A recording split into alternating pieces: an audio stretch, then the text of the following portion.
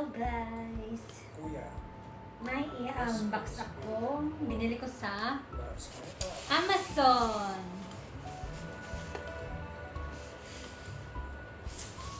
Binili ito kahapon online. Ngayon mag-unbox tayo.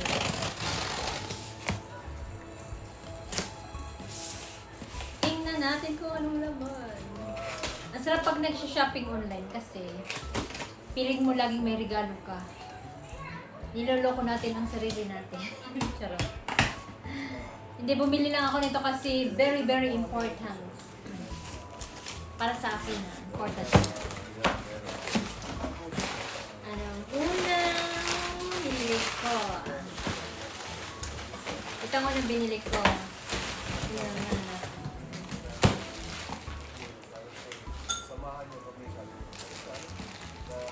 So, yung una kong binili is, oh my God, ang mga malalaking tools. Tools sa kuko. Tingnan nyo ang aking mga nipper. Nipper sa kuko. Ayan. Toenail nipper. Premium grade. Stainless. Grabe, nakakaloka to. Ang laki. Kasi may mga pinipedicure akong super thick ang kuko. Alam mo yung pag nagkaka old age ka na, yung mga sign of aging, pag nagla-line of 50s ka na, mga 45, mga ganyan, ang kuko niyan, nagkakapal siya, as in makapal. Hindi na siya madala ng nail cutter. So, bumili ako ng pangmalakasang, ang ganda na nipper ko, oh. Pangmalakasang panggupit ng ingrown, tsaka kuko. Ito pa, meron pa isa.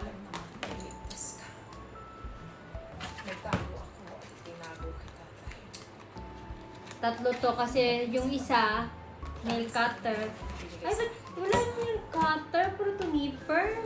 Nakakalo pa naman to. Ito yung mahaba o sa gilid. Pinakamatulis ang kanyang bibig. Sobrang haba. As in, kagat na kagat ito ang ingrown. Wanda kayo sa akin mga ingrown. May pangmalakasan akong nipper. Ay, ang ganda ng nipper ko!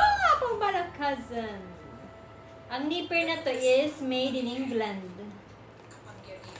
England brand, sabi. Tinignan ko to sa ano. Tingnan natin yung kanyang tatak. Yun. May nakalagay na England. Kita nyo yan. May nakalagay na England. Pangmalakasan to na nipper. Hindi siya normal na nipper. Ginagamit ito ng mga, yung doktor sa kuko, yung Theodophorist ba yun? Tapos meron akong normal nipper, yung maliit. Sana mga matatalim to. Ayan, ito mga normal nipper. Pero ito, mga pangmalakasan to. Diba? Sobrang laki niya. Manda kayo mga ingrown. Yung minsan kasi nahihirapan ako sa mga ibang kuko na sobrang kapal ng mga ano, hindi ko na matanggal masyado, nahihirapan ako. So ngayon, kita ko ng nipper na ang malakasan siya. Medyo may pagkamahalan to. Tapos meron din siya. Uy, may nail file siyang ano, metal. Oh, may free gift. Free gift na nail file. Oh, di ba? Tapos meron siyang mga blazer black file. Mga pangkutkot sa gilid. Ito mga to. Okay na yan. Ang next ko ipapakita is yung aking biniling. Bumili ako nito, oh. Alam niyo ba ito?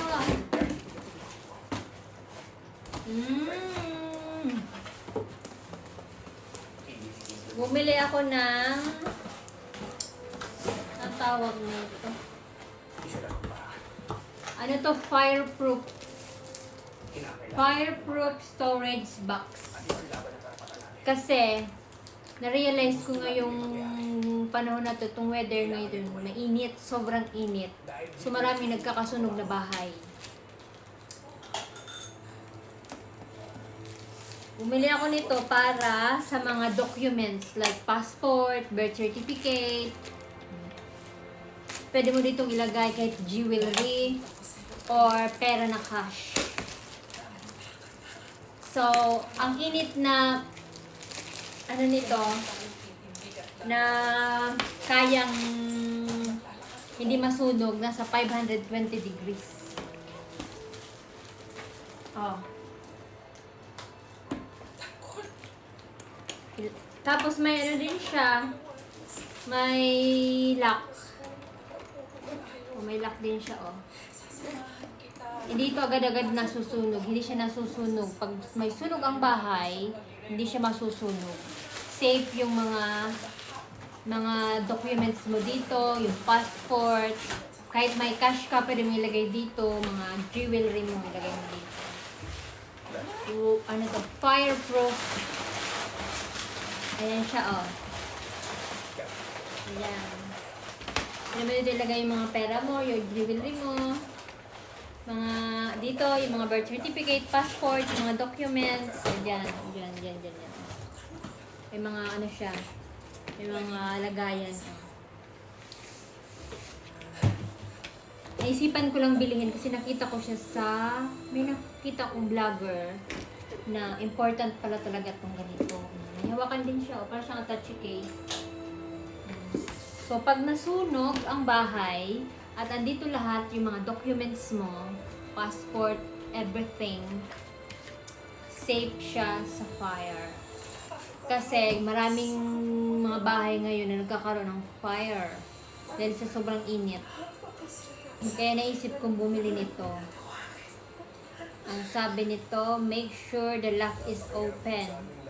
Put the dial in organizer. Dapat daw remember mo yung ano, combination ng lock number kasi baka malimutan tuloy hindi mo nabuksan. Ayun, oh, marami siyang lagayan. Oh, may mga lagayan siya. Pwede ka maglagay ng mga alahas dito, oh. Passport and everything. Yung mga passport. Mamaya, sort out ko na yung mga bagay-bagay. Ito, pwede mong lagayan dito yung mga pera mo. Kung marami kang pera, mayaman ka. Charot. Pero wala namang yaman. Importante lang sa akin yung mga documents. Safe siya. O, diba? Fireproof storage box.